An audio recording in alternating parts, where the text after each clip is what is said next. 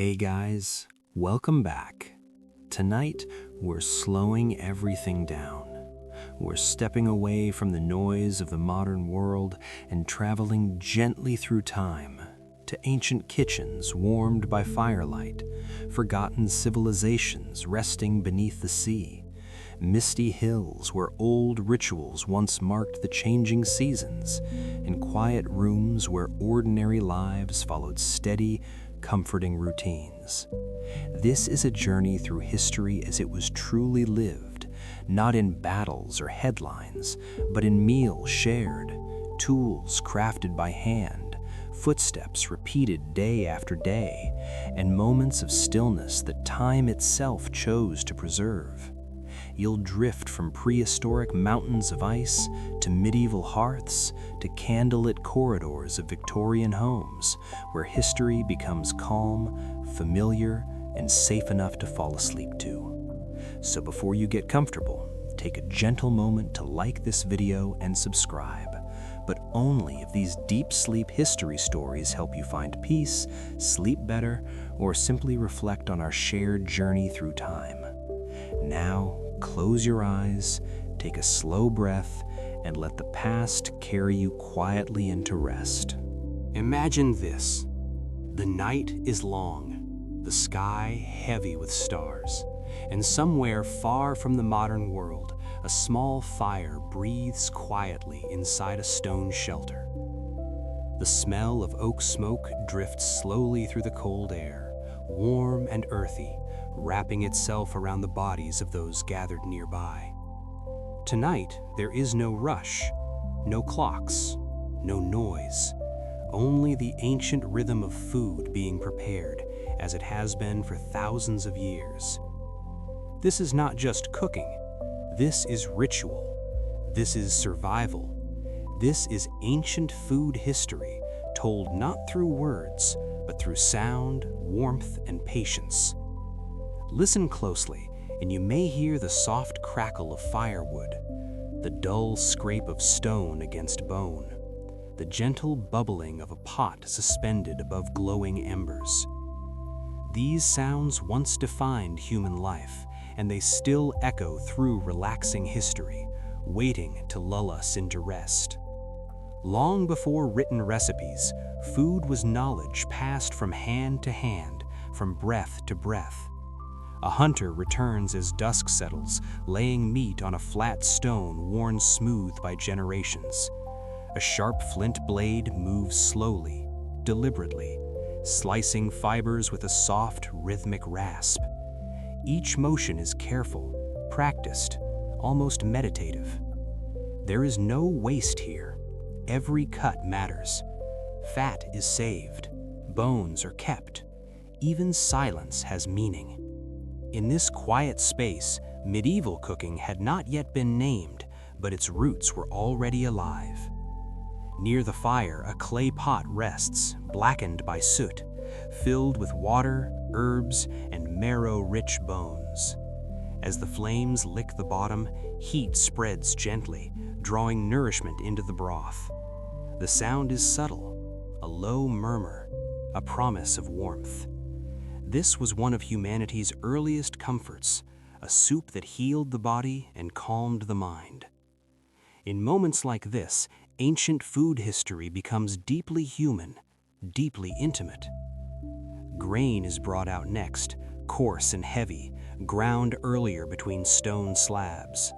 Hands dusted with flour sprinkle it onto a heated rock beside the fire. A simple dough, mixed with water and thyme, begins to rise as trapped air slowly expands.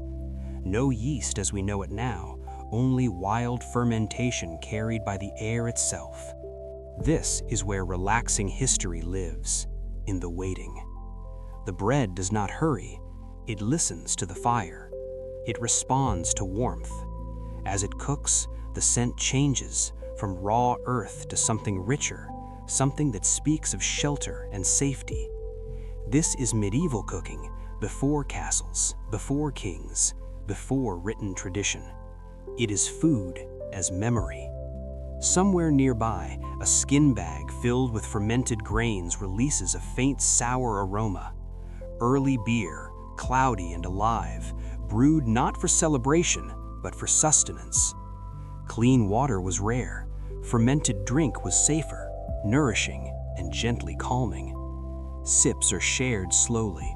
No cups, only passed vessels, each person trusting the last. Food was never eaten alone. To eat was to belong. To share was to survive. In this moment, relaxing history wraps around us like a blanket. The fire dims slightly. Someone adds another log. The crackle sharpens, then settles again. Time stretches. No one speaks. They do not need to. Everything that matters is already here. Warmth, food, and the quiet understanding that tomorrow depends on what is prepared tonight. This is the true beginning of how food was prepared and shared long ago, not as excess, not as indulgence, but as a sacred pause between hunger and rest. As you listen, allow the sounds of ancient food history to slow your breathing. Let the rhythm of the fire guide your thoughts. Let the patience of medieval cooking remind you that nourishment once took time, care, and silence. And as the night deepens, we remain here, by the fire, resting within the oldest story humans have ever told, the story of food shared in the dark. As the fire settles into a steady glow, the night grows quieter, deeper, more forgiving. This is the hour when food is no longer prepared, but shared. In ancient food history, this moment mattered just as much as the cooking itself. A long slab of wood or stone becomes a table, not carved for beauty, but shaped by use. Hands reach toward it slowly, deliberately, as if guided by an unspoken rhythm learned over generations. There is no abundance here, yet there is enough. Enough to sustain, enough to connect.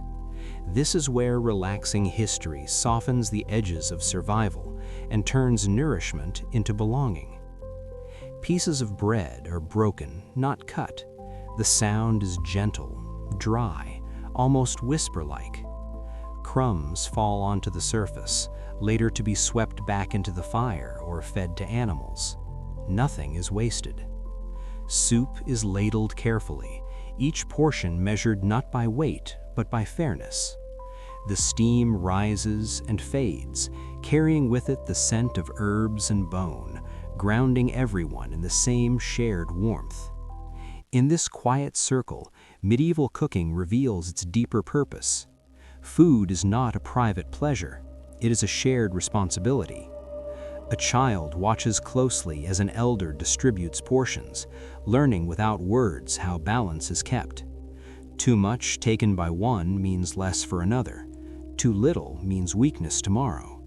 This silent lesson, repeated night after night, shaped entire communities. Ancient food history lives not only in ingredients, but in these moments of restraint and trust. Somewhere along the table, fermented drink is passed again. A sip, then another, slow and measured. The liquid is cloudy, alive, gently sour. It warms the stomach and eases the mind. In relaxing history, such drinks were as common as water, safer, more nourishing, and often shared to mark the end of labor.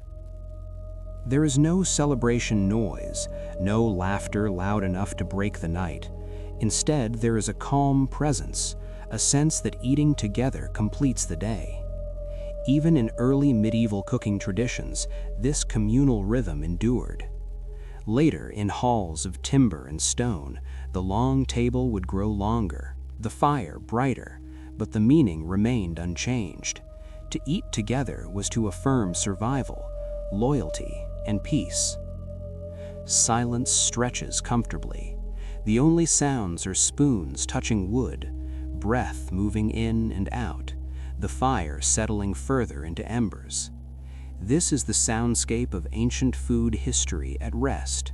It is gentle, predictable, safe. In these moments, stories were sometimes told, but often they were unnecessary. The act of sharing food already said everything that needed to be known. You belong here. You will eat tonight. You will sleep warm. As we listen now, centuries later, this relaxing history still speaks to something deep within us. Our bodies recognize this rhythm, even if our minds have forgotten it. The slow pace of medieval cooking, the deliberate sharing, the absence of haste, all invite the nervous system to settle. This is not entertainment, this is remembrance. The fire dims further. Bowls are emptied. Hands withdraw. One by one, people lean back, supported by walls or earth, letting digestion and warmth prepare them for rest.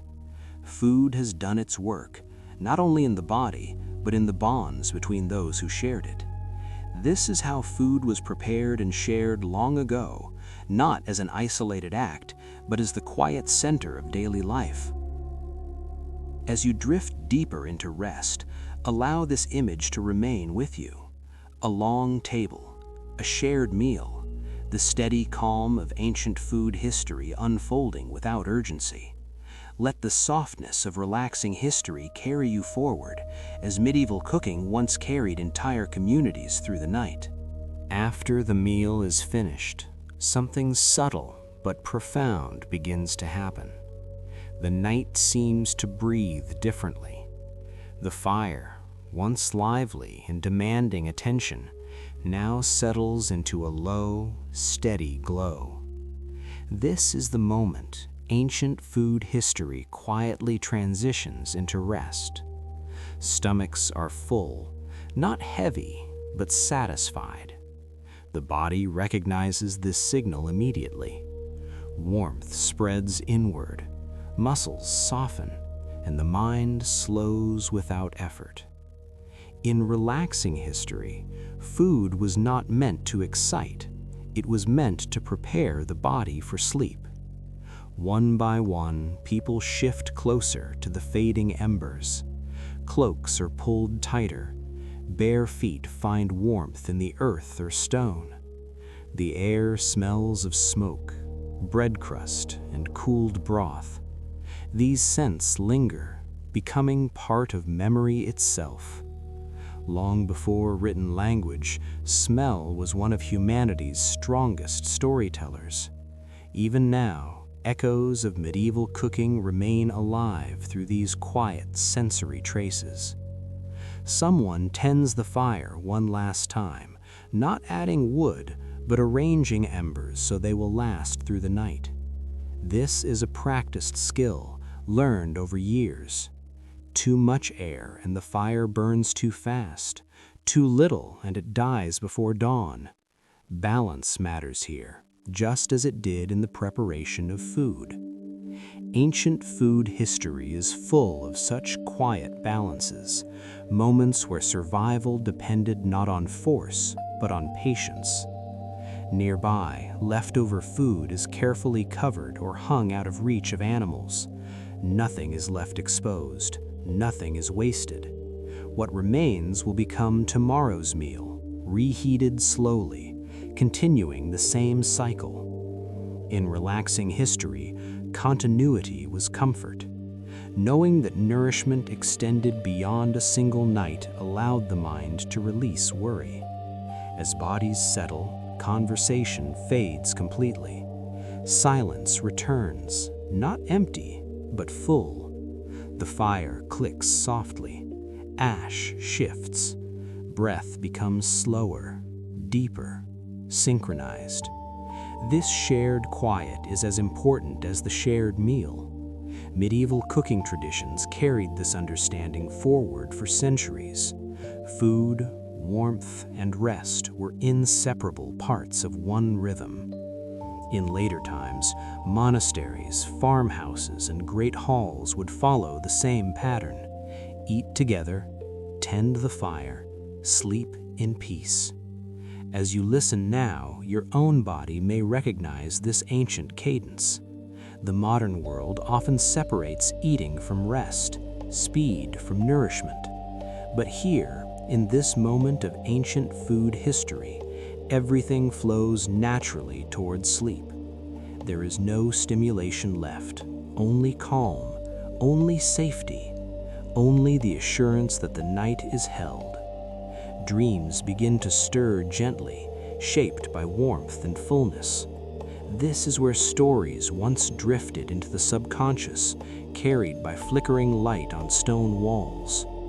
Children learned not through instruction, but through repetition. Night after night, the same sequence: prepare, share, rest. This was medieval cooking at its most complete, not just a method of feeding the body, but of shaping the mind. The fire dims further. One last ember glows, steady and red.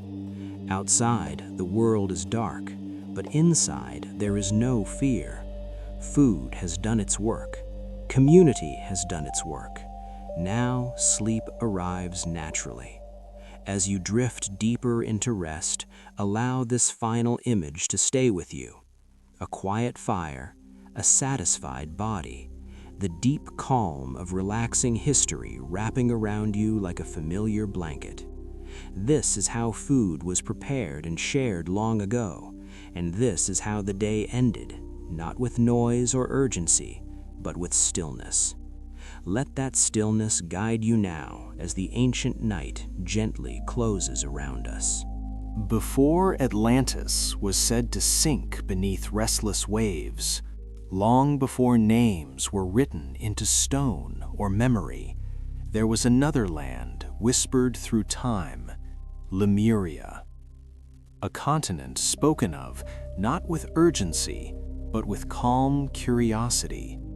A place that does not shout for attention, but waits quietly in the background of ancient mysteries for sleep.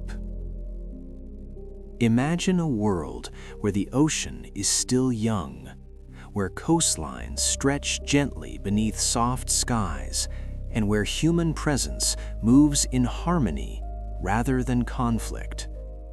This is not a story of catastrophe. This is a story of stillness. In the lost continent of Lemuria, legend suggests that life unfolded slowly. Cities were not built upward in defiance of nature, but outward, following the curves of land and forest. Structures were said to shimmer softly, as if shaped from crystal or polished stone, reflecting sunlight rather than blocking it. These were not cities of noise, they were places of quiet understanding. In this telling of ancient mysteries for sleep, Lemuria is not feared, it is remembered as peaceful. Communication, according to myth, did not rely on spoken language. Thought itself carried meaning. Intent was felt, not explained. In such a world, silence was not empty, it was full of connection. People did not rush to speak because there was nothing to prove. This calm exchange of awareness shaped a civilization that moved gently across its land. The forests of Lemuria were vast, filled with towering trees that had never known axes. Their canopies filtered light into soft patterns, creating a constant twilight beneath. Animals moved freely, unafraid, sensing no threat. The air itself felt slower here. Breathing deepened naturally. This is why the lost continent of Lemuria fits so seamlessly into ancient mysteries for sleep. It exists more like a dream than a place. Water flowed through the land in clear channels, not forced, not redirected, but guided. Pools reflected the sky like mirrors. Many legends describe these waters as central to Lemurian life, places of reflection rather than industry. People gathered near them not to build, but to rest. In relaxing accounts of sunken civilizations, Lemuria stands apart. It is not remembered for conquest, power, or sudden destruction. It simply faded. Some say the land slowly sank as the earth shifted beneath it. Others suggest it dissolved into the ocean over generations, leaving time for migration and memory. There was no panic, only acceptance. This gentle disappearance is what makes the lost continent of Lemuria so compelling for sleep storytelling. There is no sharp ending, only a gradual quieting, like a fire settling into embers. As the land lowered, the sea rose calmly to meet it. Water covered crystal paths and forest roots without violence. Life adjusted. People moved on. The ocean kept the shapes of what once was, preserving them beneath layers of blue silence. Today, Lemuria lives not in maps, but in the imagination. In Ancient Mysteries for Sleep, it represents the idea that not all civilizations fall in flames. Some simply return to stillness. As you listen, allow this image to soften your thoughts. A land that does not demand belief, only presence. The lost continent of Lemuria rests here, beneath the surface of the story, waiting patiently as your mind slows and your breathing deepens. As time passed gently across the lost continent of Lemuria, life there was shaped not by ambition, but by attentiveness. According to legend, Lemurian cities were not designed to dominate the land, but to listen to it. Structures rose slowly from the earth, formed from materials said to resonate with the planet itself. Stone, crystal, and mineral surfaces reflected light in calm, muted tones, never harsh, never blinding. In Ancient Mysteries for Sleep, these cities feel less like constructions and more like extensions of the landscape. Paths curved naturally around trees rather than cutting through them. Buildings stood apart, allowing air and silence to move freely between them. There were no crowded streets, no urgency in movement. People walked with ease, guided by intuition rather than schedule. In the lost continent of Lemuria, architecture was not a display of power, it was an expression of harmony. Many stories describe Lemurian dwellings as softly luminous at dawn and dusk, catching the sun at low angles and releasing it slowly into the evening. This gentle glow required no fire, no fuel. It was simply the natural response of materials chosen with care. Such details place Lemuria firmly within Ancient Mysteries for Sleep, where technology and spirituality were not separated but blended into daily life without effort. Inside these spaces, sound behaved differently. Voices were rarely raised. Echoes were absorbed rather than amplified. Silence was preserved intentionally, as if understood to be essential nourishment. Communication, still largely wordless, flowed through presence. A shared awareness replaced conversation. People sensed one another's needs without asking. In this world, misunderstanding was rare because intention was felt directly. The lost continent of Lemuria is often remembered as a place where conflict had little ground to grow. Without competition for dominance, energy turned inward. Meditation was not a practice set aside for special moments. It was woven into ordinary life.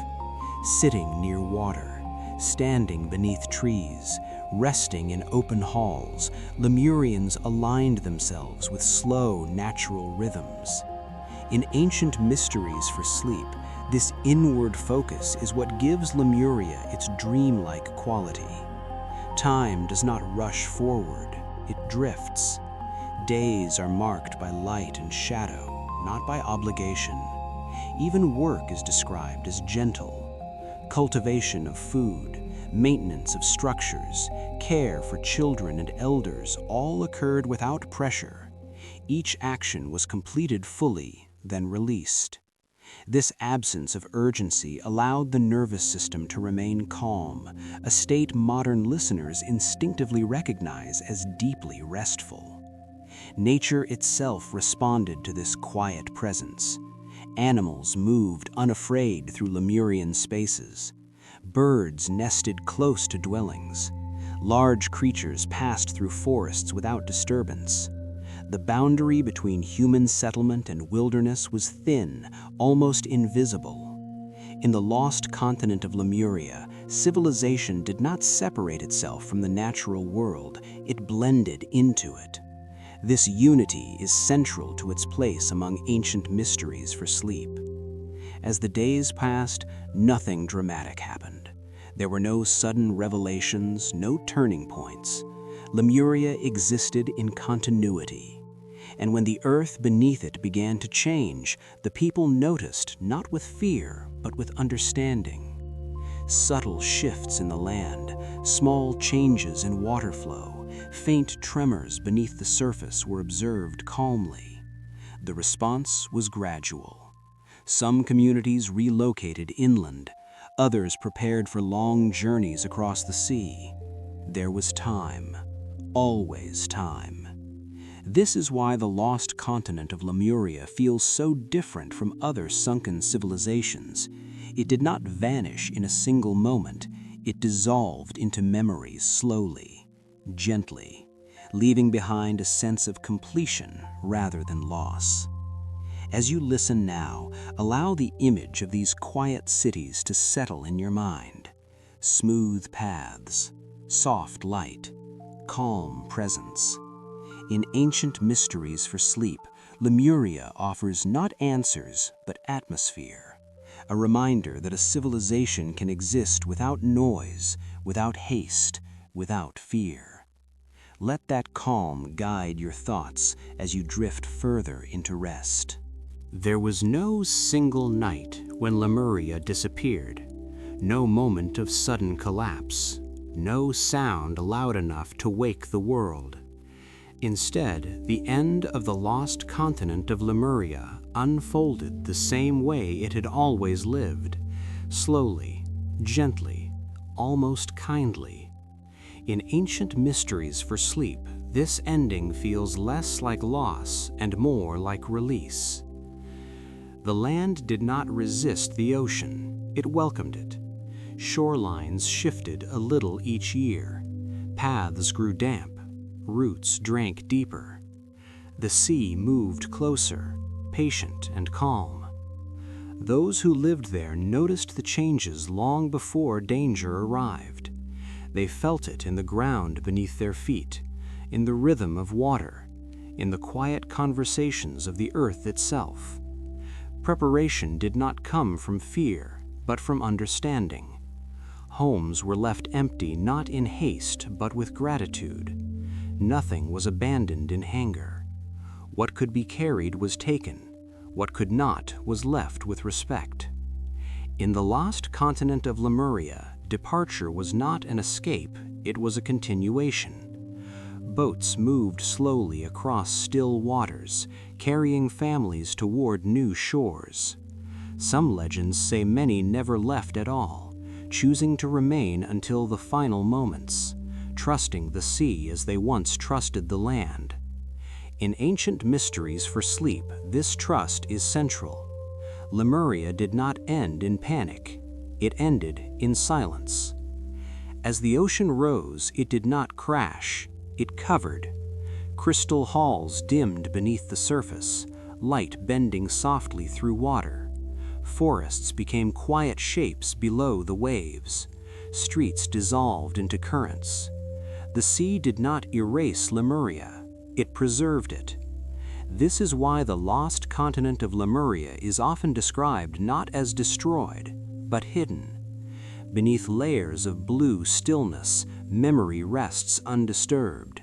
Fish glide through spaces where people once walked. Coral grows slowly along smooth stone. Time moves differently here. In relaxing accounts of sunken civilizations, Lemuria remains untouched by violence or decay. It sleeps. And sleep, in ancient mysteries for sleep, is not absence, it is transformation.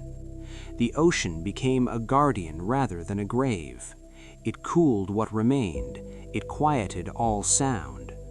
Even storms above could not reach the deep calm below. This deep silence is what continues to draw the imagination, not the idea of catastrophe, but the possibility that something beautiful can simply withdraw from the surface of the world. Lemuria teaches that not everything must be remembered loudly to remain meaningful. As generations passed, the memory of the lost continent of Lemuria softened further. Stories became symbols, symbols became feelings, and those feelings remain accessible, especially at night, when the mind loosens its grip on logic. In ancient mysteries for sleep, Lemuria becomes less a place and more a state of being, a reminder of what calm once felt like and what calm could feel like again. As you listen now, notice how the story no longer moves forward. It settles. Like sediment drifting to the ocean floor, thoughts slow and sink. The mind no longer searches for answers, it rests in atmosphere. This is intentional. Lemuria does not ask to be solved, it asks to be felt. The image of a quiet land beneath the sea, untouched and unhurried, mirrors the state we move toward as sleep arrives. Breathing deepens, muscles release. Awareness narrows gently to warmth and darkness. In this final moment of Lemuria's story, there is nothing more to follow, no lesson to extract, no conclusion to reach, only stillness. The ocean keeps its secrets, and the mind, finally, is allowed to do the same. Let the lost continent of Lemuria fade now, not into nothingness, but into rest. Let ancient mysteries for sleep carry you across the threshold where thought dissolves and dreaming begins. The sea is calm, the land is quiet, and you are safe to sleep. Halloween did not begin with candy, costumes, or bright porch lights. It began quietly, long ago, on wind-swept hills where ancient Celtic communities gathered beneath fading autumn skies. This is where the history of Halloween truly starts, not as celebration, but as transition. Imagine a cold evening at the edge of harvest season. The fields are bare now, the grain safely stored, the animals brought closer to shelter. Mist drifts slowly across the land, softening every shape. Leaves fall in silence, their gold and rust colors blending into the earth. In this moment, time feels thinner, as if the year itself is holding its breath. This was Samhain. According to Samhain history, it marked the end of the old year and the beginning of the dark half of the new one. Not a day of fear, but of awareness. As the sun set earlier each night, people believed the boundary between worlds grew less solid. The living world and the unseen world came closer, not crashing together, but gently brushing past one another. Fires were lit on high ground, not to frighten spirits away, but to guide and protect. The glow of these bonfires stretched across the hills, steady and warm against the cold air. In spooky history for sleep, these fires are not dramatic, they are comforting. People gathered near them, wrapped in wool, sharing warmth and quiet conversation. Food was simple, nourishing, meant to sustain through the coming winter. Apples roasted slowly, root vegetables softened in embers. Bread was broken and shared. This connection between food and ritual links Samhain directly back to ancient rhythms, where survival and meaning were intertwined. In the history of Halloween, Samhain was a pause between seasons, a night to remember those who came before. Ancestors were not feared, they were honored. Some families left portions of food outside, not as offerings of terror, but as gestures of welcome. The belief was not that spirits would harm the living, but that they might visit briefly, drawn by warmth and familiarity. This gentle closeness shaped the emotional tone of Samhain history. It was reflective, quiet, inward. People wore simple disguises, not costumes as we know them today, but cloaks and masks meant to blur identity, not to deceive, but to protect. By softening the lines between who was living and who was not, people believed they could move safely through the night. In spooky history for sleep, this idea feels strangely calming. There is no chase, no threat, only the sense that everything belongs to a larger cycle. As the fire crackled softly, stories were shared. Not ghost stories meant to shock, but memories of past seasons, past harvests, past lives. The cold air sharpened the senses, but the atmosphere remained gentle. Children listened closely, learning without fear that change was natural, darkness temporary, and winter survivable. This is the heart of Samhain history, often forgotten beneath modern imagery. Halloween, at its origin, was not about being scared. It was about understanding impermanence, about accepting that light fades and returns. As you listen now, allow this scene to settle in your mind. A quiet hillside, a circle of firelight, the smell of smoke and apples. In the history of Halloween, this is the beginning, a night of stillness, reflection, and gentle mystery. In spooky history for sleep, Samhain invites us not to stay awake in fear, but to rest in the knowledge that every ending carries the seed of a beginning. Let that calm guide you as the fire burns steadily and the night deepens. As centuries passed, the quiet traditions of Samhain did not remain still. They moved gently, carried by people, seasons, and memory. The history of Halloween is not the story of a single night frozen in time, but of customs that drifted slowly across landscapes, adapting without losing their calm core. As Celtic communities spread through what we now know as Ireland, Scotland, and parts of mainland Europe, the spirit of Samhain traveled with them. The fires still burned, the mist still gathered, and the sense of a thinning boundary between worlds remained. But each new place softened the ritual in its own way. In Samhain history, this movement is gradual, like leaves carried by a slow autumn wind. As Roman influence reached these lands, new layers were added. Harvest festivals honoring Pomona, the goddess of fruit and abundance, blended naturally with Samhain's reflective tone. Apples became more central, symbolizing both nourishment and continuity. This blending did not replace older beliefs, it rested beside them. In spooky history for sleep, this gentle merging is essential. Halloween did not grow darker through conquest, it grew warmer through familiarity. Later still, as early Christian traditions spread, Samhain shifted again. The Church introduced All Saints' Day and All Souls' Day, moments set aside to remember the dead. Rather than erase existing customs, these observances absorbed them.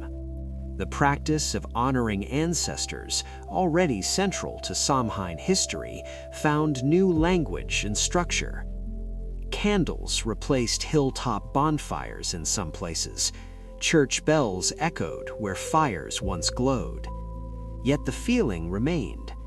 Autumn air, quiet reflection, the sense that the unseen was close, but not threatening. This is why the history of Halloween feels layered rather than fractured. Each belief settled gently atop the last, like fallen leaves forming a soft forest floor. In villages across medieval Europe, the night before All Saints' Day became known as All Hallows' Eve. The name changed, but the atmosphere did not. People still gathered indoors as darkness arrived earlier.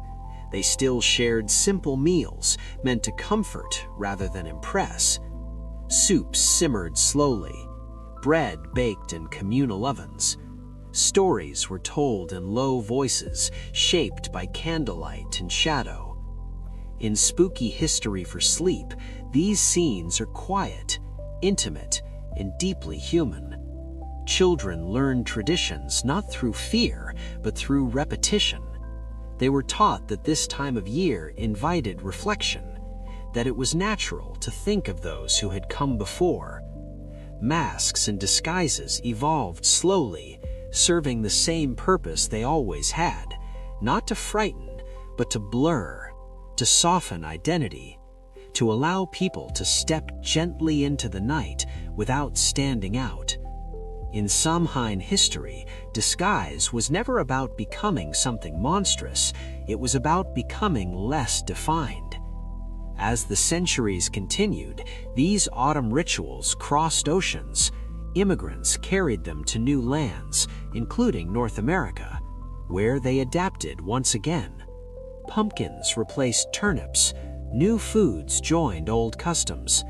Yet beneath these changes, the same calm structure remained. The history of Halloween, even in its modern form, still holds traces of that original night on the hill, a time when people acknowledged change without resisting it. In spooky history for sleep, this continuity matters. It reminds us that Halloween's roots are not sharp or chaotic. They are slow, thoughtful, and cyclical.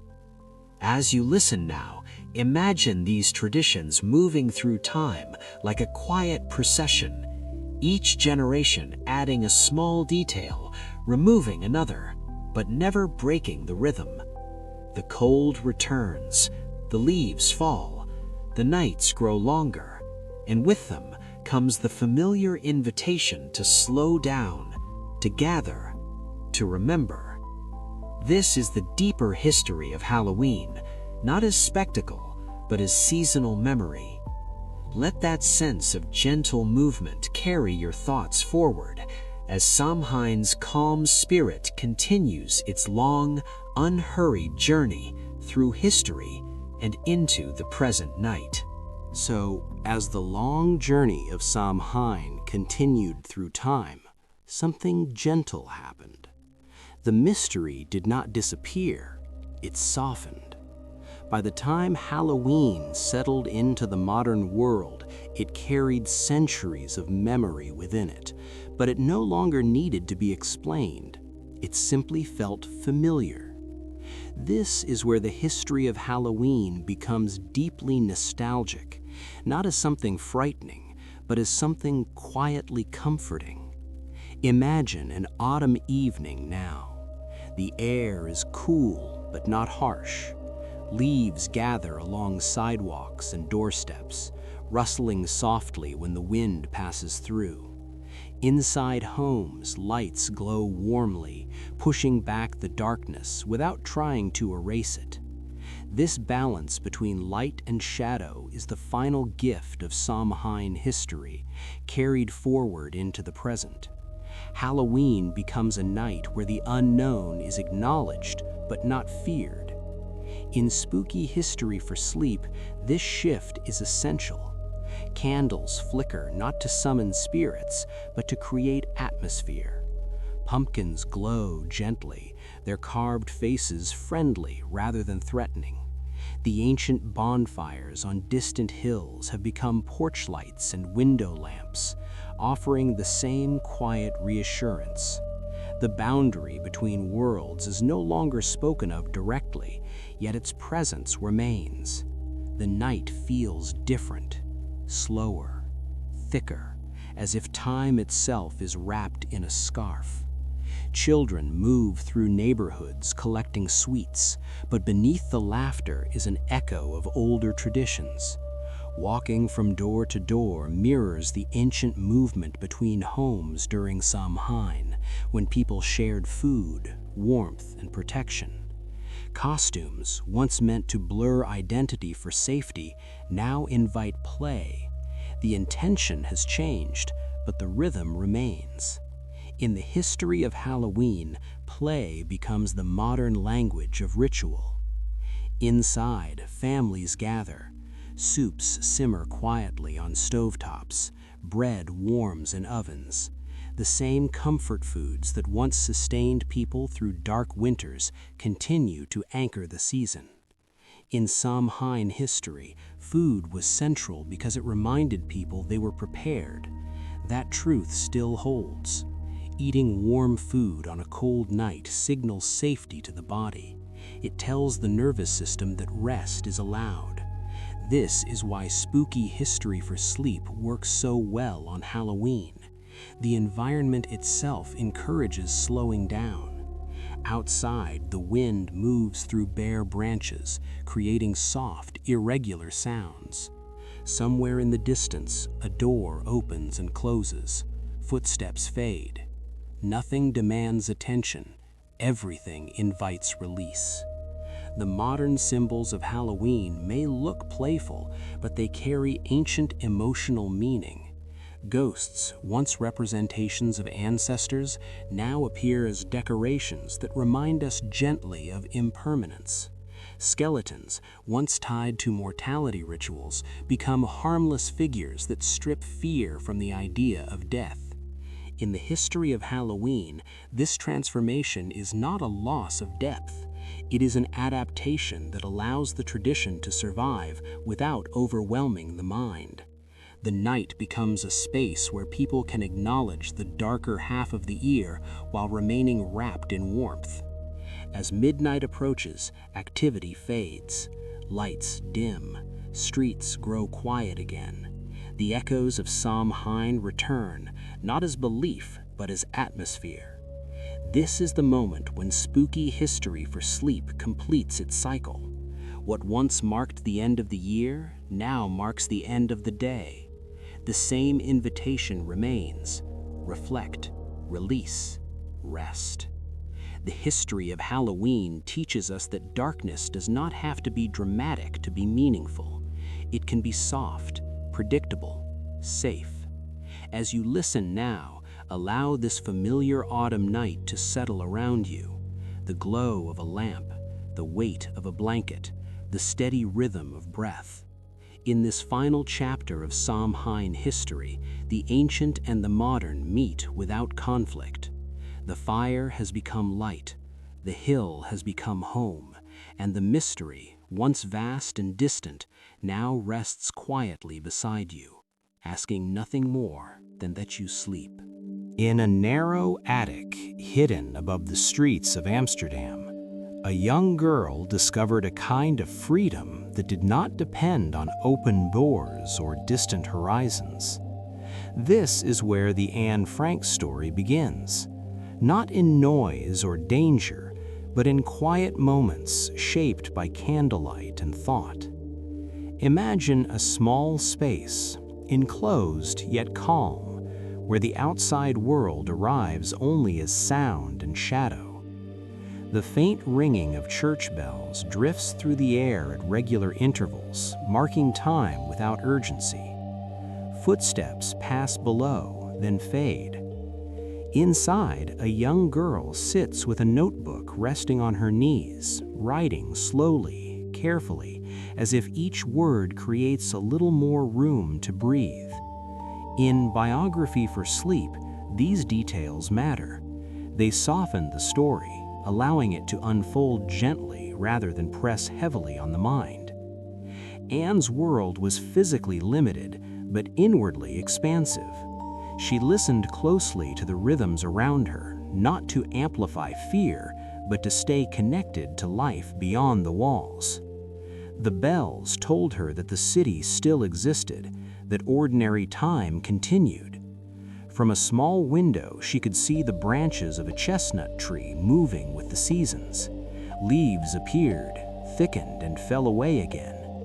This simple sight became a quiet companion, a reminder that change could be natural and not always destructive. In the Anne Frank story, hope often arrived in ordinary forms. Writing became Anne's way of shaping stillness into meaning. Each page offered structure, a place where thoughts could settle and emotions could be understood rather than resisted. In Biography for Sleep, we follow this process slowly. There is no rush to explain everything. Instead, we notice how Anne described small frustrations, moments of humor, private dreams. She observed the people around her with curiosity and honesty, not bitterness. This attention to inner life is the core of quiet resilience. It is the ability to remain present without being overwhelmed. Even in confinement, Anne cultivated imagination. She imagined becoming a writer, a voice that could travel where she could not. This vision did not erase uncertainty, but it gave it shape. In the quiet hours, as others rested, Anne wrote. The scratch of pen against paper was soft and steady. Candlelight flickered, casting gentle shadows that moved across the walls like passing thoughts. In these moments, the world outside felt distant but not gone. In Biography for Sleep, such scenes invite the listener to slow down, to recognize that resilience does not always appear as strength on display. Sometimes it is simply attention held with care. The Anne Frank story, told this way, becomes less about hiding and more about witnessing. Anne witnessed her own growth, her changing emotions, her capacity for empathy. She wrote not to escape reality, but to understand it. This inward focus created a space of calm that still reaches readers today. Quiet resilience is not loud. It does not demand recognition. It persists gently, sustained by routine, observation, and hope. As you listen now, imagine that small attic as a place of quiet concentration rather than fear. The bell rings again in the distance. The tree stands outside the window, patient and alive. Words continue to fill the page. In Biography for Sleep, this is where rest begins, not by forgetting the world, but by holding it softly, allowing the mind to settle into stillness guided by a young girl's steady, thoughtful voice. As days followed one another inside the hidden rooms, life took on a gentle rhythm shaped by routine rather than urgency. In the Anne Frank story, these routines were not signs of monotony, but anchors of calm. Mornings arrived softly, not announced by sunlight flooding the room, but by subtle changes in sound. The building below came to life slowly. Footsteps echoed faintly. Doors opened and closed, and the city beyond the walls continued its ordinary motion. Inside, breakfast was simple and quiet. Movements were careful, voices low. Each small action carried intention, a shared understanding that calm itself was a form of protection. In Biography for Sleep, these moments matter because they reveal how resilience often grows from repetition. Anne adapted to this steady pace by observing it closely. She noticed how emotions shifted throughout the day, how silence could feel heavy at one moment and comforting at another. Writing allowed her to place these feelings somewhere safe, transforming uncertainty into reflection. Pages filled not with fear, but with curiosity. She wrote about relationships, disagreements, moments of impatience, and moments of laughter. This honesty gave her inner life room to expand. Quiet resilience lives here, in the ability to acknowledge discomfort without allowing it to define the day. As afternoons passed, Anne often returned to the small window. The chestnut tree remained a constant presence, changing slowly with the seasons. Buds formed, leaves grew dense, and later thinned again. Watching this cycle offered reassurance that time was still moving forward, even when days felt confined. In Biography for Sleep, this connection to nature provides grounding. The tree became a silent teacher, demonstrating endurance without effort. Anne learned that growth does not require movement across distance. It can occur inwardly through attention and patience. Evenings brought a different quality of quiet. The sounds below softened, and the hidden space felt briefly larger, as if exhaling. This was often when Anne wrote the most. Candlelight created a warm pool of illumination, separating her thoughts from the surrounding darkness. She explored ideas about identity, kindness, and purpose with surprising clarity. In the Anne Frank story, these reflections are not dramatic. They unfold gently, revealing a young mind learning to hold complexity with grace. Biography for Sleep invites us to linger in these moments, to feel how calm thinking can exist even within limitation. Anne's resilience was not a refusal to feel sadness or frustration. It was the choice to continue noticing beauty alongside them. She described small joys with care, shared meals, private jokes, the satisfaction of finishing a page. These details may seem modest, yet they formed the foundation of her inner strength. Quiet resilience does not announce itself. It accumulates moment by moment, sustained by attention. As night deepened, the attic settled into stillness. Breathing slowed. Pens were set aside. Thoughts eased. Anne often reflected on the day, not judging it, but understanding it. This gentle review allowed rest to arrive naturally. In Biography for Sleep, such scenes encourage the listener to mirror this process, to let the mind soften rather than search. The Anne Frank story, told through daily rhythm, becomes a lesson in presence. Even when space is limited, awareness can be wide. Even when movement is restricted, growth continues. As you listen now, imagine these quiet days passing without pressure. Morning sounds, afternoon light, evening reflection. Let the steadiness of routine settle your thoughts. In this chapter, resilience appears not as resistance, but as calm continuity, a steady inner flame that remains lit through ordinary, attentive living. As time moved forward inside the hidden rooms, something gentle yet enduring took shape. It was not loud. It did not announce itself. It was a steady presence, built from reflection, kindness, and the quiet habit of hope. In the Anne Frank story, this is where resilience becomes legacy. Anne's writing, begun as a private companion, slowly grew into something larger than herself.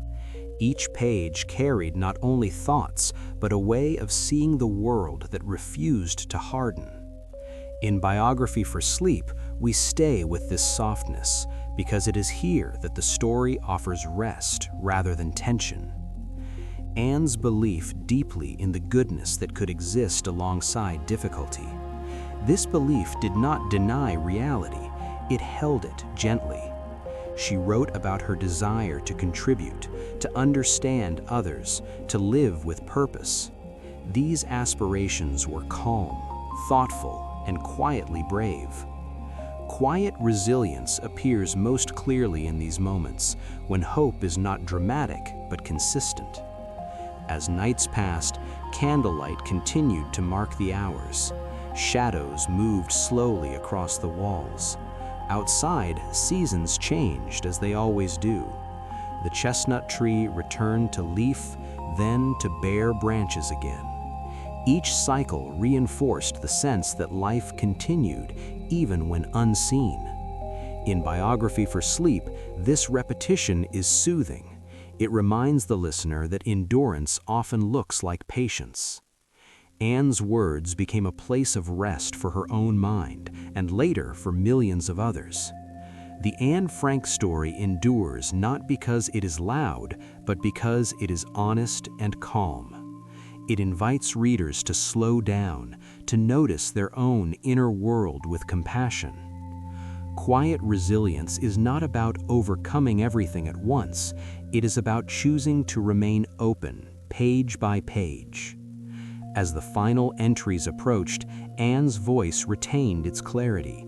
She continued to observe, to reflect, to hope. Even when uncertainty remained, her writing did not collapse inward. It reached outward, imagining connection, understanding, and a future shaped by empathy. In Biography for Sleep, this outward gaze offers a gentle landing. We do not rush to conclusions, we allow the story to settle. The power of Anne's legacy lies in its stillness. Her words do not command attention, they offer companionship. They sit beside the reader, steady and present. This is quiet resilience at its most lasting. It does not fade when the page ends, it remains like a soft light left on through the night. As you listen now, let this calm presence surround you. Imagine the attic at rest, the notebook closed for the evening, the candle dimmed. The city beyond continues its distant rhythm, but here there is peace. In the Anne Frank story, rest is not the absence of thought, but the presence of gentle understanding. Biography for Sleep invites you to carry this understanding with you as your breathing slows and your body relaxes. Quiet resilience does not ask you to be strong.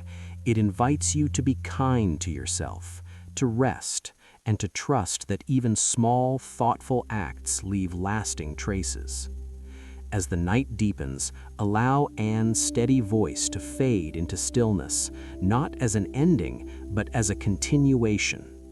The light she held rests now within the quiet of memory, offering warmth without demand. And in that warmth, you are safe to sleep. The wind moves first. It travels low across the Scottish Highlands, slipping through valleys and over dark water, carrying the cold breath of distant mountains. This is where our journey into medieval Scotland history begins, not with people or battles, but with the land itself. Imagine standing at the edge of a high ridge as dusk settles in. The sky dims slowly, wrapped in layers of cloud that drift without urgency. Fog gathers in the hollows below, rising gently like a living thing. In this Scottish Highlands sleep story, the landscape does not demand attention. It invites surrender. Stone castles emerge through the mist, their outlines softened by distance and time. They do not loom aggressively.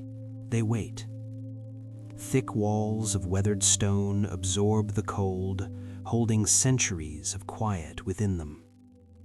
This is Castle Ambience at its purest, where architecture and nature exist in steady balance.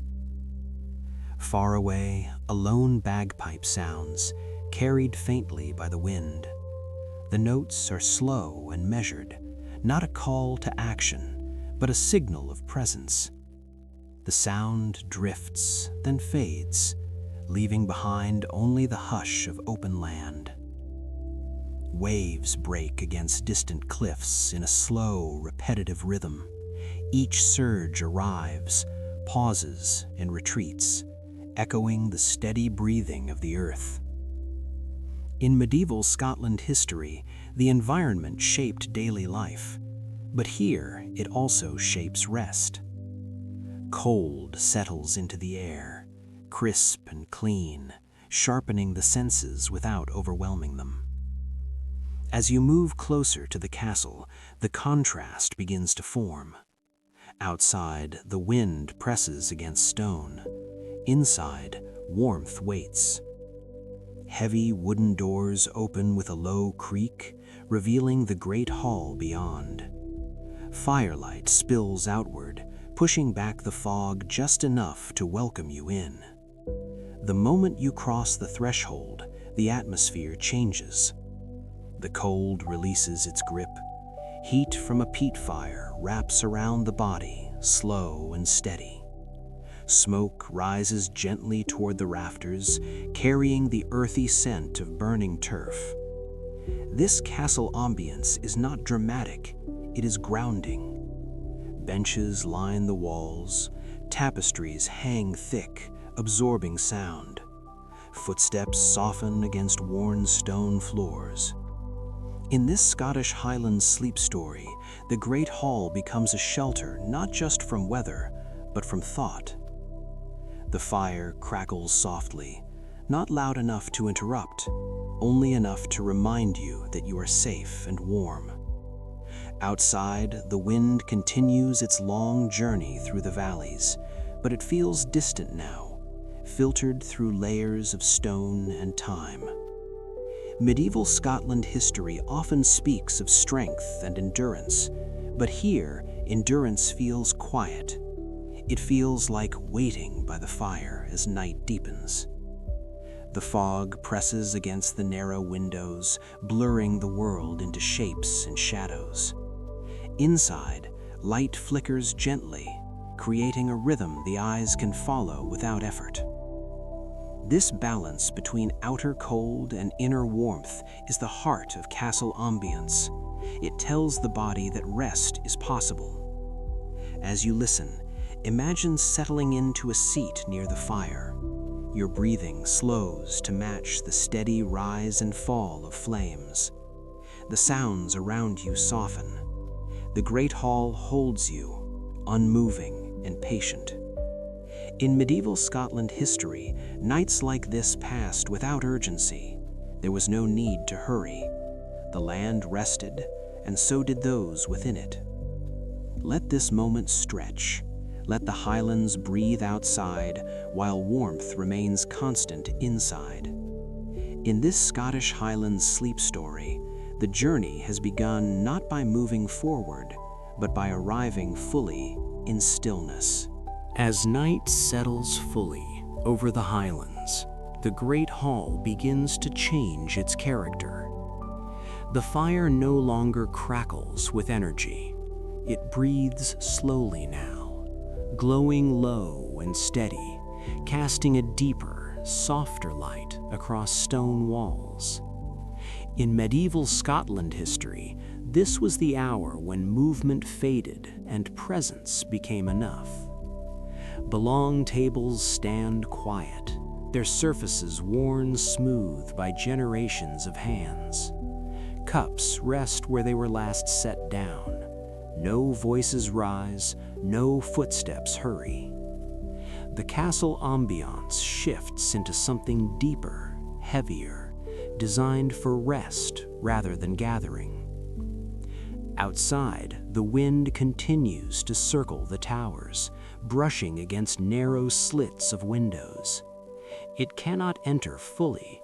Its sound arrives softened, filtered, turned into a distant hush. This contrast is essential in a Scottish Highlands sleep story. The mind registers cold and distance without experiencing it directly. Inside the hall, warmth remains consistent, anchored by stone that holds heat long after flames have lowered. Tapestries along the walls depict faded scenes of hunting and landscape, their colors muted by age and candlelight. They do not draw attention, they absorb it. Shadows move slowly across them as the fire shifts, creating gentle motion that requires no focus. In medieval Scotland history, castles were built not only for defense, but for endurance. Their thickness, their weight, their stillness all serve a calming purpose at night. The ceiling arches above, high and dark, holding silence the way a valley holds fog. Somewhere deeper in the castle, a door settles into its frame with a soft wooden sound. It does not startle, it reassures. The building is alive, but unhurried. In castle ambience, these subtle sounds replace conversation. The listener does not need to interpret them, they simply exist. The fire releases a final scent of peat, earthy and warm, mingling with stone and old wood. This scent signals closure, the end of activity, the beginning of rest. In a Scottish Highlands sleep story, sensory cues matter. They guide the nervous system gently downward. Benches near the hearth remain occupied only by warmth now. The idea of presence lingers even as bodies withdraw. This is how medieval Scotland feels at night, not empty, but held. The hall remembers the day without replaying it. It allows time to loosen its grip. As the fire dims further, the rhythm of the space slows. The flicker becomes a pulse. The pulse becomes a glow. Breathing naturally follows. Outside, waves continue to meet the cliffs in the dark, unseen but steady. The repetition is comforting. It reminds the body that the world is stable, even when it cannot be seen. Castle ambience thrives in this balance between unseen motion and interior stillness. As you listen, imagine yourself reclining along the stone wall, wrapped in heavy fabric, feeling warmth radiate outward. The cold remains where it belongs, beyond thick stone and distance. In medieval Scotland history, sleep arrived like this, gradually, without instruction. No one announced it. The body simply recognized the signals: lower light, fewer sounds, steady heat. In this Scottish Highlands sleep story, the great hall becomes a cradle of stone, holding the night gently as it deepens. Thoughts lose their urgency. The mind no longer traces outlines. It rests inside atmosphere. Let the castle continue its quiet watch. Let the fire settle completely. Nothing more is required. Rest has already begun. As the fire finally settles into embers, the castle turns inward, and the night outside grows deeper and quieter. This is the final movement of our Scottish Highlands sleep story, where even the idea of motion fades. The watchtowers stand against the sky, dark silhouettes softened by drifting fog. In medieval Scotland history, these towers once held vigilant eyes through long nights, but now they rest. The wind still moves along the stone, but it no longer presses. It passes gently, like a hand smoothing the surface of water. The sound is distant, barely more than a memory of air. Below, the cliffs meet the sea again and again in the same slow rhythm. Each wave arrives without urgency, breaks softly, and withdraws. Castle ambience deepens here, not as sound, but as absence of interruption. Inside, the corridors hold a cool calm that does not intrude. Doors remain closed. Lamps are lowered. Footsteps have ceased. Stone absorbs the remaining warmth and releases it evenly, creating a steady, comforting temperature that invites stillness. In medieval Scotland history, nights were shaped by such signals, not commands, but cues that the body understood instinctively. Outside the narrow windows, the fog thickens, blurring the world into gradients of gray. The land seems to dissolve into breath and shadow. In this Scottish Highlands sleep story, the landscape no longer asks to be observed, it simply exists. The towers, The walls, the valleys, all share the same quiet. Time loosens its hold. Minutes stretch without direction. Inside the keep, the air feels settled, unmoving, as if the building itself has chosen rest. This is Castle Ambience at its most complete, where protection becomes silence. The last glow of embers pulses faintly, then steadies. Eyes naturally grow heavier, thoughts slow and soften. The mind no longer traces paths through memory or imagination. It rests within the environment, held by stone and distance. Medieval Scotland history often evokes strength through endurance, but here endurance feels like patience rewarded. The cold remains outside, loyal to its place. Warmth remains inside, loyal to its purpose. The balance is perfect. Far above, clouds move slowly, unseen, carrying moonlight that never fully reaches the ground. The night is deep, but not empty. It is full of rest. In this Scottish Highlands sleep story, this fullness replaces awareness. Breathing deepens, muscles release. The body recognizes safety without needing explanation. Castle Ambience becomes a steady hum beneath perception, like the quiet of a forest after snow. Nothing shifts suddenly, nothing interrupts. This is where sleep enters naturally, not as an event, but as a continuation of stillness. Imagine now that even the idea of listening dissolves. Sound becomes texture. Texture becomes warmth. The towers remain standing. The valleys remain wide. The sea remains constant, but none of it asks anything of you. In medieval Scotland history, nights like this passed countless times, unnoticed, complete. Let this night do the same. Let the castle watch while you rest.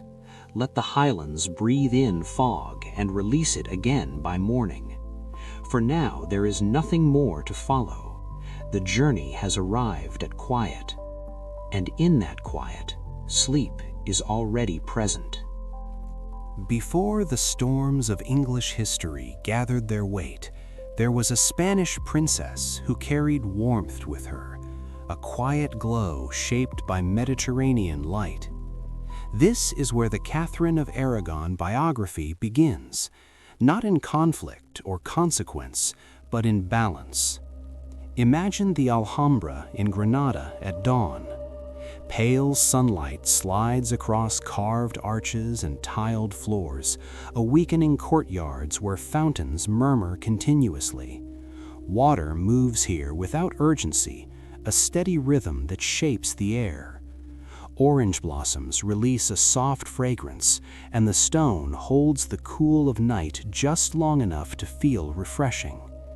In royal history, such environments leave a lasting imprint. Catherine grew within these walls, where beauty was ordered, and order itself was calming. Her childhood unfolded among silks and tapestries, yet the atmosphere remained composed rather than loud. Servants moved with practiced grace. Conversations were measured. Music drifted lightly, never demanding attention. In Tudor history for sleep, we slow the pace to notice how this early calm formed a foundation of dignity. Catherine learned that strength could be quiet, that presence did not require spectacle. Her education was thorough and thoughtful. Languages, scripture, and philosophy were introduced not as tools of ambition, but as instruments of understanding. Tutors spoke gently. Lessons unfolded in shaded rooms where light filtered through patterned windows. In the Catherine of Aragon biography, this emphasis on inward discipline would later become a steady anchor. Even in youth, she observed carefully, absorbing the world without rushing to command it. Clothing reflected this balance. Velvets and silks were rich but restrained, chosen for texture and weight rather than excess. Colors echoed the land, deep reds, warm golds, soft whites. When Catherine moved through the palace, fabric whispered rather than announced. In royal history, attire often signals power. Here it signals composure. Banquets were generous yet unhurried. Tables were set with care. Food arrived warm and fragrant, shared beneath high ceilings that softened sound. Laughter existed, but it did not echo sharply. The fountains continued their steady song, reminding all present that continuity mattered more than display. In Tudor history for sleep, these scenes create a sense of safety. The nervous system recognizes harmony and settles into it. Catherine's faith also grew quietly during these years. Prayer was integrated into daily rhythm, not as urgency, but as grounding. Candlelight at dusk mirrored the glow of morning sun, creating bookends of stillness. This spiritual steadiness shaped her sense of self, teaching patience and resolve without rigidity. In the Catherine of Aragon biography, faith is not portrayed as struggle here, but as shelter. As adolescence approached, the idea of destiny began to take form, though it did not weigh heavily. Catherine understood that her life would extend beyond Spain, that alliances and oceans awaited. Yet the preparation remained gentle. She learned to carry calm with her, to be a steady presence regardless of setting. Royal history often frames such preparation as strategy. For sleep, we frame it as cultivation. The Alhambra's courtyards offered daily lessons in balance, light and shadow, motion and rest. As you listen now, let these images slow your thoughts. Hear the water. Feel the cool stone. Notice how elegance here is inseparable from quiet. In Tudor history for sleep, Catherine's beginning is not a prologue to conflict, but a place of origin where dignity learned to breathe. This calm will travel with her, crossing seas and years, becoming a constant even as surroundings change. For now, remain in the courtyards. The fountains continue, the sun rises higher, and the story rests in composure. The journey north unfolded slowly, marked not by urgency, but by ritual. In the Catherine of Aragon biography, this passage from Spain to England feels less like departure and more like translation, a careful carrying of warmth into cooler air. Ships moved across steady waters, sails full but controlled, the horizon widening and narrowing with each day. Catherine spent long hours observing the rhythm of travel, the way light changed over the sea, the way silence could be shared without strain. In royal history, such crossings often symbolize ambition. In Tudor history for sleep, they symbolize patience. When the English coast finally appeared, it arrived wrapped in mist. The air felt different, softer yet colder, as if the land itself spoke in a quieter voice. Ceremonies awaited, formal and precise, shaped by centuries of expectation. Catherine stepped into them with calm attention. She listened more than she spoke, allowing the cadence of a new court to reveal itself. Her presence did not seek to dominate the room, it steadied it. In the Catherine of Aragon biography, this steadiness becomes a defining trait. Clothing shifted to suit the climate, heavier fabrics, deeper tones, yet the restraint remained. Velvets absorbed light rather than reflecting it, lending weight without glare. Jewelry was worn thoughtfully, signaling continuity rather than excess.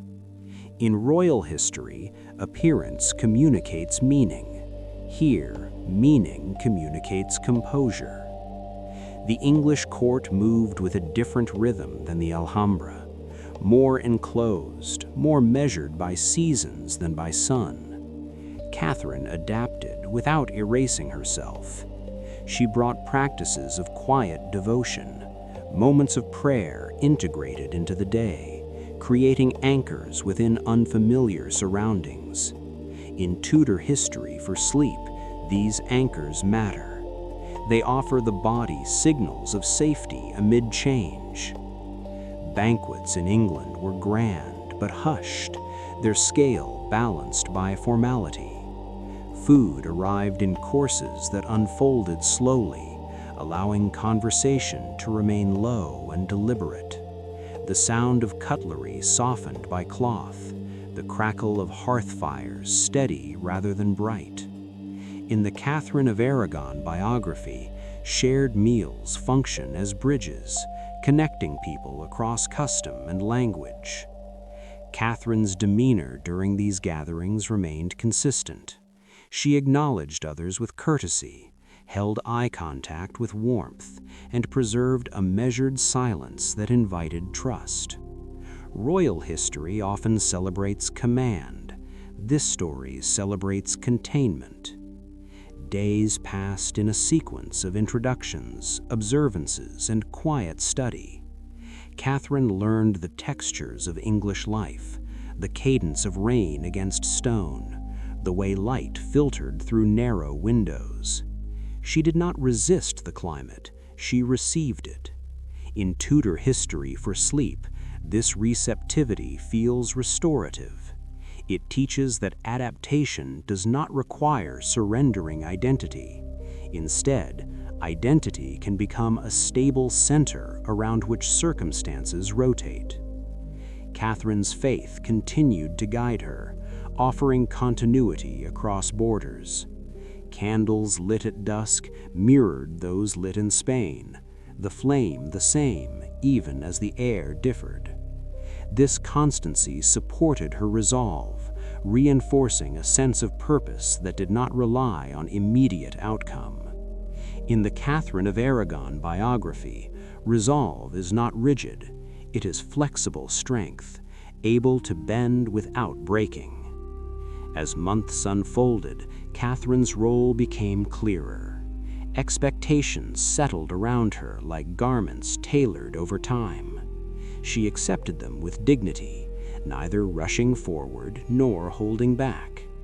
Royal history frames such moments as pivotal. For sleep, they are gentle. The narrative rests on the feeling of composure carried through transition. As you listen now, imagine the quiet spaces of English halls, the low murmur of voices, the steady warmth of fires against cool stone. Notice how Catherine's calm presence harmonizes with these settings. In Tudor history for sleep, this chapter is not about outcomes, but about how grace travels.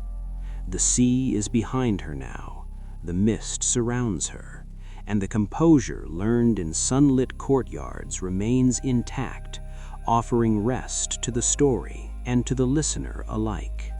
As years settled around her, like the slow turning of seasons, Catherine's presence in England became defined not by spectacle, but by steadiness.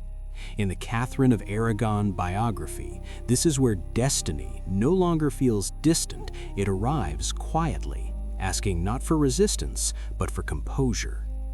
Court life continued with its rituals and expectations, yet Catherine moved through them without haste. She understood that royal history is often written in public moments, but lived in private discipline.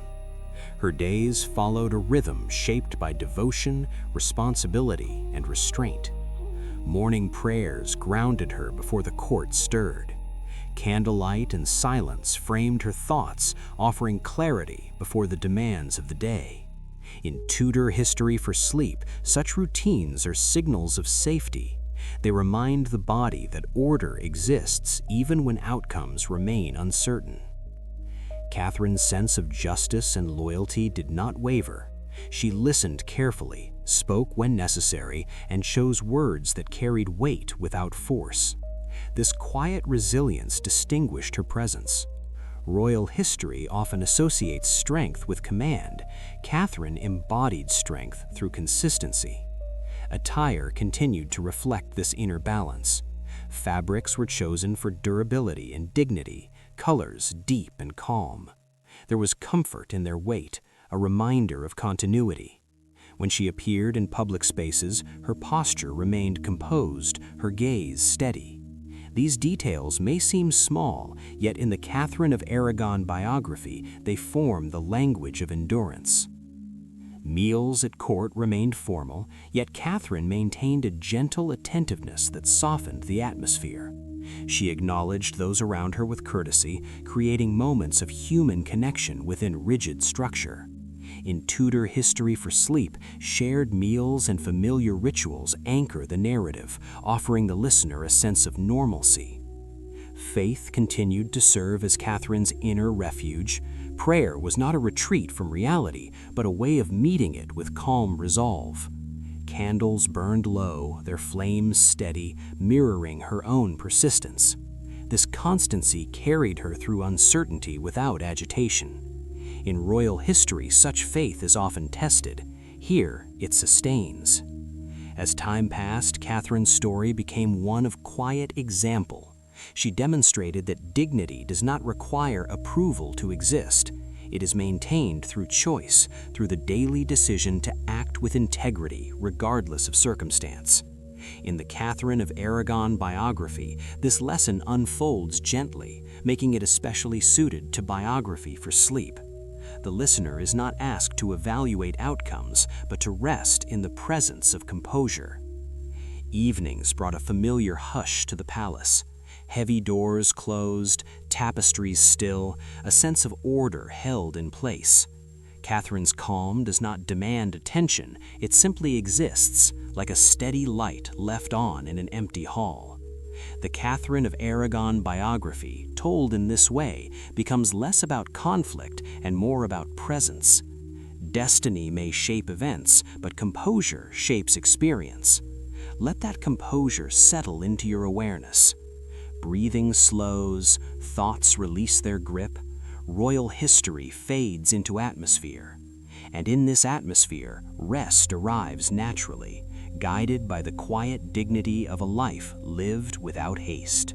High in the Alps, where snow settles without sound, and wind moves like a breath held too long, time once chose to rest. Imagine a ridge wrapped in pale light, ice pressed smooth by centuries of patience. More than 5,000 years ago, a man lay down here, not to be found, but to be preserved. Tonight, in this Ötzi the Iceman documentary told as a bedtime story, we approach gently. There is no urgency. There is only altitude, silence, and the long memory of stone. As you listen, feel the contrast between the cold described and the warmth around you now. A blanket, a pillow, a steady room, a safe distance that makes the ice feel softer. This is prehistoric history, not as a list of facts, but as atmosphere. Picture Ötzi moving through the high passes during the Copper Age. His steps were careful, measured by weather and terrain. Leather shoes lined with grass insulated his feet, each layer chosen through experience rather than instruction.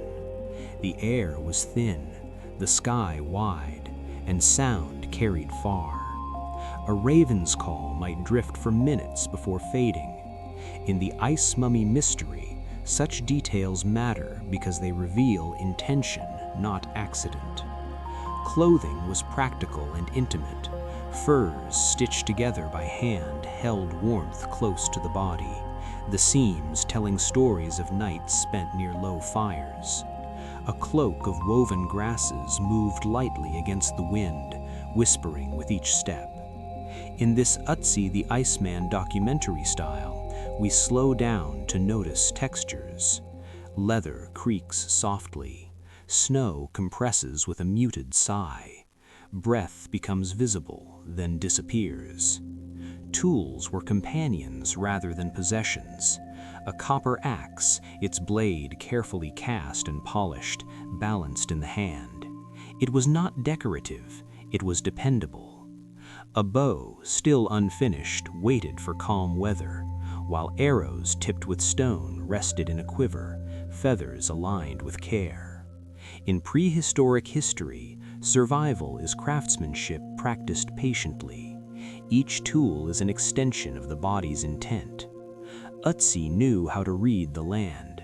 Paths were chosen by slope and shelter. Rocks provided windbreaks. Ice revealed both danger and guidance. The mountains were not enemies, they were conversations that required listening. This ice mummy mystery invites you to listen too. Hear the distant wind, steady and low, like a continuous exhale. Hear nothing else. That nothing is full. Food was carried with foresight. Dried meat, grains, and herbs offered energy without weight. A small fire, when possible, brought momentary warmth, the crackle brief and precious. Flames were not for spectacle, they were for function and comfort. In this Ötzi the Iceman documentary tone, warmth is never loud, it glows. The journey itself was solitary but not lonely. Solitude here feels complete, shaped by purpose. In prehistoric history, being alone did not mean being disconnected, it meant being attuned. The body adjusted to rhythm, step after step, breath after breath.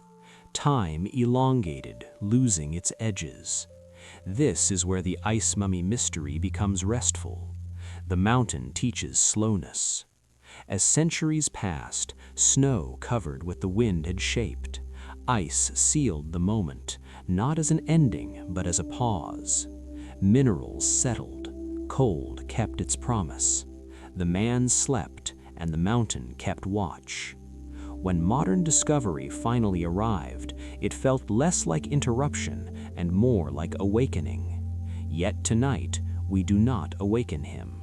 We let him remain where time placed him. In this ice mummy documentary for sleep, the purpose is not revelation, but rest.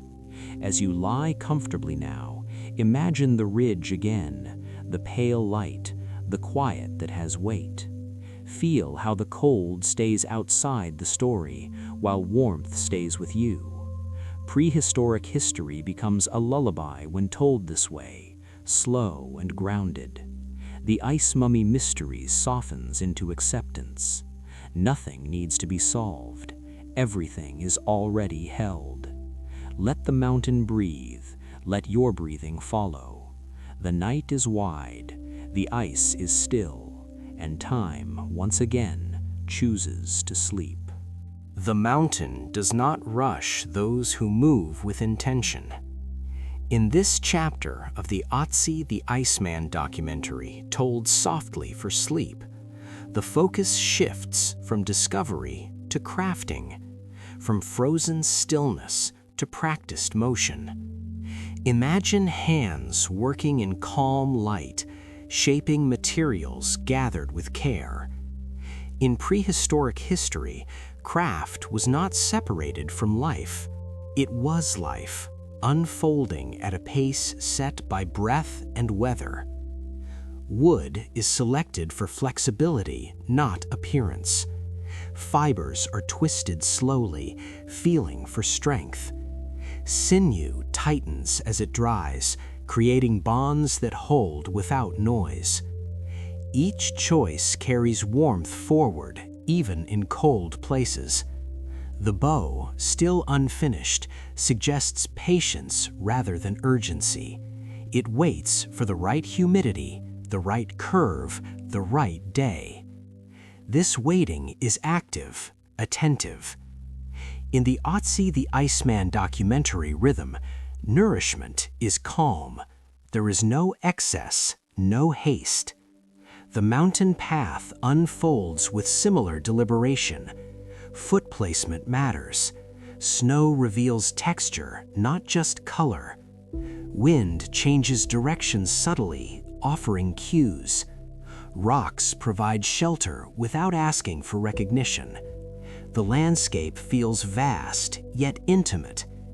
In the ice mummy mystery, the mountain is not a backdrop, it is a partner in movement. Solitude deepens focus.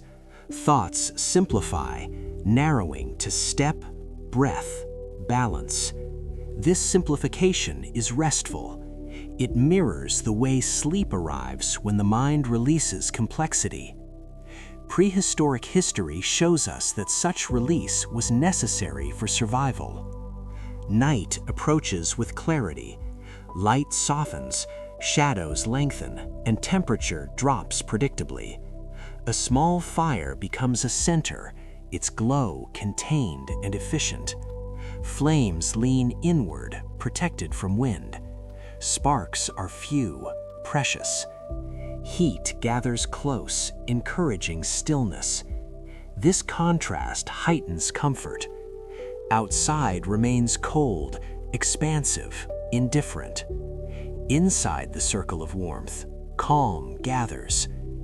In the Ötzi the Iceman documentary for Sleep, this contrast invites the listener to sink deeper into their own warmth. The body recognizes the pattern, muscles loosen, breathing steadies, time stretches again. The tools are set aside carefully, placed where they can be found without searching. The day closes without review. There is no need to replay choices. The mountain holds them. As snow begins to fall lightly, it softens edges, muffles sound, and seals the moment. In the ice mummy mystery, this snowfall is not dramatic, it is patient. Layer by layer, it quiets the world. Centuries will later read these layers as history, but tonight they are simply rest.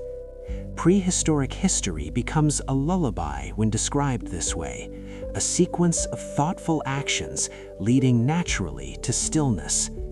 As you listen, imagine the small circle of warmth fading gently, not extinguished but absorbed by the night. The cold remains at a respectful distance. The mountain keeps its vigil, and the rhythm of careful making dissolves into sleep, complete and unhurried. Night completes what the day prepared. In this closing movement of the Ötzi the Iceman documentary told for Sleep, motion slows until it becomes memory.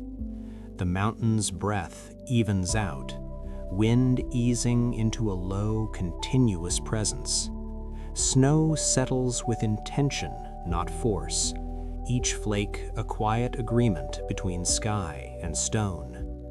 In prehistoric history, endings are rarely abrupt. They're layered, patient, and precise. Imagine the final hours unfolding without drama. There is no race against time here. There is acceptance of rhythm. The body rests where it must, sheltered by contours learned through travel. Tools lie nearby, familiar, trusted. The copper axe holds the day's warmth a little longer before yielding it to the cold. Leather softens, then stills. Breath slows, lengthens, becomes almost indistinguishable from the air. In the Ötzi the Iceman documentary for Sleep, this moment is not loss, it is preservation by calm. Cold arrives as a caretaker, not an intruder. It wraps gently, sealing textures, colors, and intentions exactly as they were. Snow fills gaps, quiets edges, and reduces the world to essentials. Sound fades first, then movement, then time itself loosens its grip. Centuries pass as softly as minutes. Ice maintains constancy. It does not forget. In prehistoric history, such constancy is rare, which is why this story feels mythic. When discovery eventually comes, it does so with surprise. But tonight, discovery waits. Tonight belongs to stillness. The mountain continues its vigil, unbothered by calendars. Seasons cycle above without disturbance. Melt and freeze repeat their careful work, always returning to equilibrium. The ice mummy mystery rests not in unanswered questions, but in the quality of holding. Nothing leaks away, nothing accelerates, everything remains as placed. As you listen, notice how this steadiness invites your own rest. The narrative no longer asks you to follow steps or imagine tools. It asks only that you settle. The cold stays in the story at a safe remove. Warmth stays with you, steady and sufficient. In the Ötzi the Iceman documentary for sleep, this contrast completes its arc. The mind recognizes safety. Muscles release what they have been carrying. Thoughts thin out, then drift. Prehistoric history becomes a cradle here, a wide basin of time where urgency cannot survive. The ice mummy mystery resolves into quiet confidence. The mountain knows how to keep things whole. Let that knowledge pass to you. Let your breathing find the mountain's pace, slow and even. The night holds without pressure. The story does not end so much as it settles. Ice keeps its promise, time keeps its distance, and sleep arrives, unannounced, exactly when it should. Before dawn touches the fogged streets of London, the house is already awake below ground. In this servant life documentary, told for sleep, the first sound is not a voice, but water. A kettle begins to warm, metal responding with a low, patient murmur. It is the opening note of routine. In the Victorian era daily life, mornings belonged to preparation long before appearance. The basement air is cool and clean, carrying faint traces of coal and soap. Stone floors receive measured footsteps that know exactly where to land. Nothing is rushed. Everything is repeated. This repetition is the comfort. A servant moves from shelf to table, from cupboard to sink, following a sequence learned through years rather than instruction. The rhythm settles the body. Polished silver waits in orderly rows, each piece lifted, breathed upon, and wiped with slow, circular motion. Cloth meets metal, metal meets light. The result is not shine for display, but readiness for use. In downstairs life history, such care is quiet professionalism. It produces calm because it is predictable. The kettle reaches a gentle boil, not a whistle, just a steady conversation with heat. Tea leaves are measured carefully, never guessed. Cups are warmed so the brew arrives evenly. The scent rises softly, a familiar anchor in the morning. In the Victorian era daily life, tea is not urgency, it is timing. Nearby, linens are unfolded, smoothed, and prepared. Tablecloths are ironed with slow passes, the iron's weight doing most of the work. Steam lifts briefly, then fades. Each pass overlaps the last, ensuring no crease is missed. The motion is repetitive by design, and that is why it soothes. In this servant life documentary, repetition becomes a lullaby. Upstairs remains quiet. Downstairs, the day finds its shape. A checklist exists, but it lives in memory. Hands know when to pause and when to proceed. Drawers open and close with care. No sound is wasted. The routine does not compete with itself. It flows. Breakfast items are set out in sequence, not abundance. Bread is sliced evenly, butter softens at room temperature. Jam is placed where it will be reached without turning. In downstairs life history, efficiency is kindness to the body. It removes decision-making. It allows attention to rest within movement. The servant's posture reflects this economy. Shoulders relaxed, breathing steady. There is pride here, not loud, but durable. The work does not ask to be noticed, it asks to be done well. In the Victorian era daily life, such labor formed the invisible scaffolding of comfort.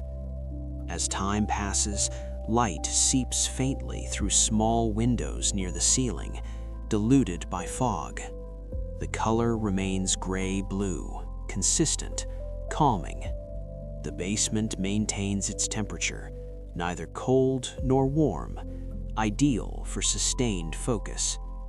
Cups are aligned, trays are lifted and set down with even pressure. The hands remember how much force is enough. In this servant life documentary for sleep, these details are not trivial. They are the story. The routine continues without deviation. Water is refreshed, surfaces are wiped again. The same motions repeat, confirming order. Downstairs life history teaches that when order is reliable, the mind can rest. As you listen, imagine the gentle hum of this space, the quiet industry that never breaks into noise. Feel how the repetition lowers the pulse. Morning will arrive upstairs soon, but here, time is already organized. There is nothing to anticipate. There is only continuation. Let the kettle's murmur fade into background warmth. Let the cloth's soft strokes slow your thoughts. In the Victorian era daily life, days began this way countless times, unnoticed yet complete. Tonight, that completeness is enough. The house breathes evenly, the routine holds, and sleep finds a natural place within it. By the time the house above settles into its daytime rhythm, the work below has already found its steady pace.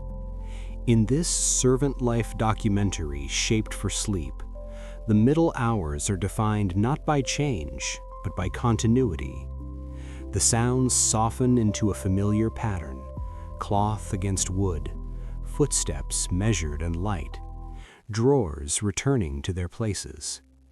In the Victorian-era daily life, this portion of the day belonged to maintenance, the quiet keeping of order once it had been established.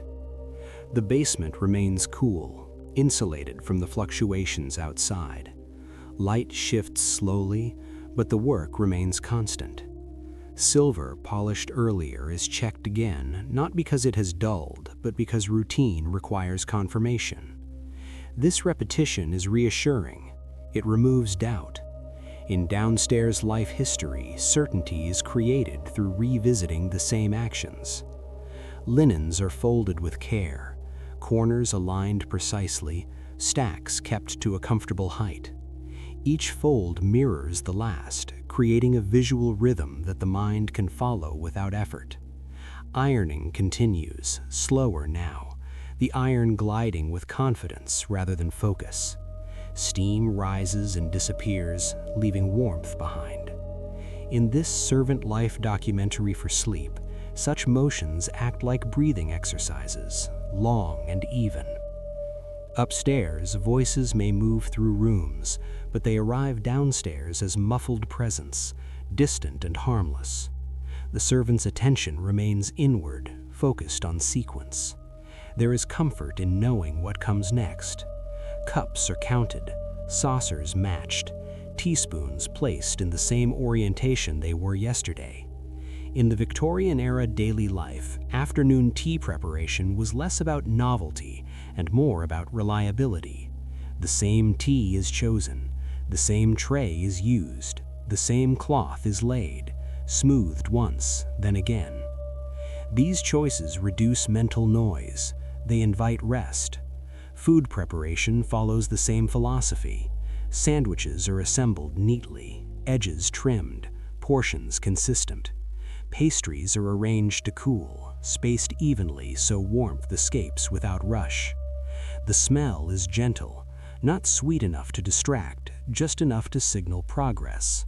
In downstairs life history, scent marks time passing without urgency.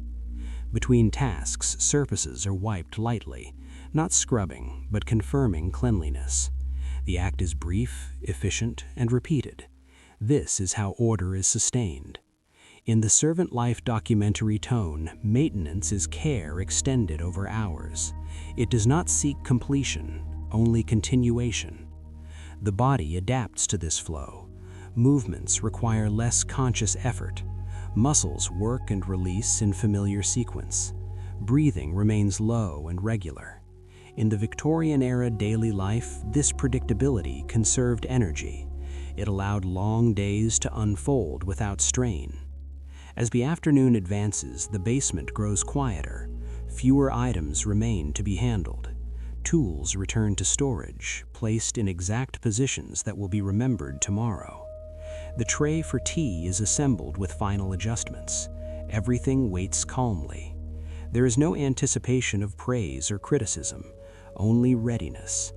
In downstairs life history, readiness is the goal. It is neutral and calming. The servant pauses briefly, not to rest, but to check alignment, symmetry, completeness. This pause is part of the routine. It signals transition. In this servant life documentary for sleep, transitions are gentle. Nothing shifts abruptly. The middle hours dissolve into early evening without announcement. As you listen now, imagine the repetitive certainty of these actions, how they require just enough attention to keep the mind occupied, but not enough to stimulate it. Feel how the steady rhythm slows your thoughts.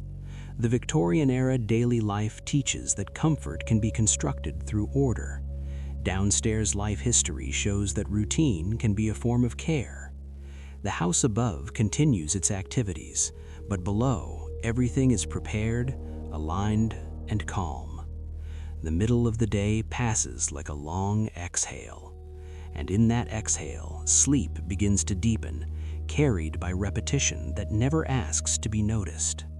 As evening settles over the city, the house above begins to quiet, and the work below turns toward completion.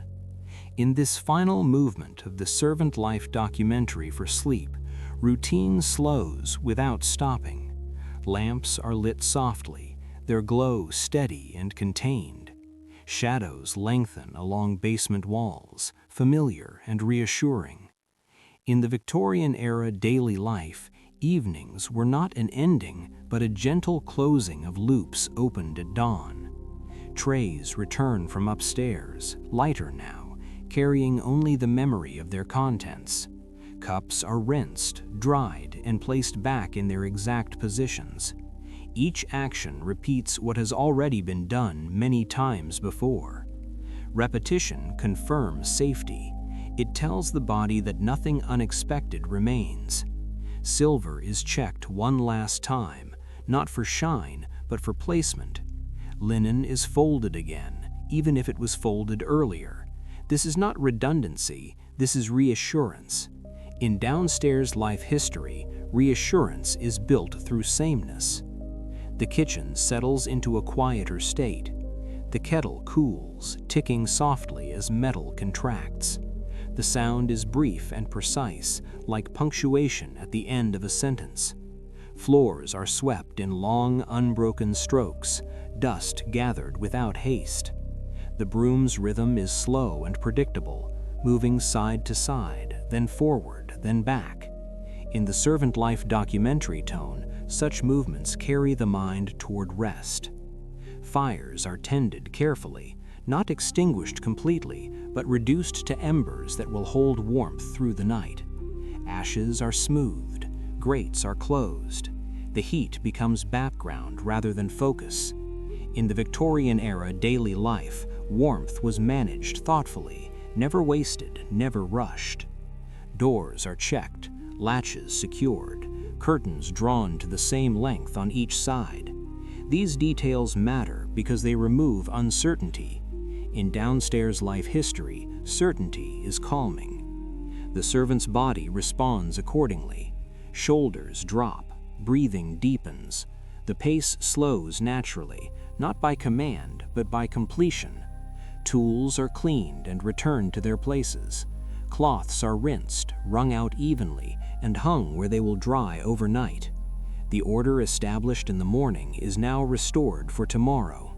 This continuity is the heart of routine. In the Servant Life documentary for Sleep, continuity is the final lullaby. The basement grows still. Above, the household settles into night. Sounds diminish until only the faint crackle of embers and the distant city remain. There is no anticipation of the next task, only the knowledge that it will come, in its time, and that everything is ready for it. In the Victorian-era daily life, this readiness allowed rest without worry. As you listen, imagine the last lamp being turned lower, not out, just enough to soften the space. Feel how the repeated actions of the day have carried you here, to a place where nothing is left undone. Downstairs life history shows that rest is earned not through exhaustion, but through completion. The routine has closed itself gently. The house breathes slowly. The city outside fades. And within this quiet order, sleep arrives fully, naturally, and without effort.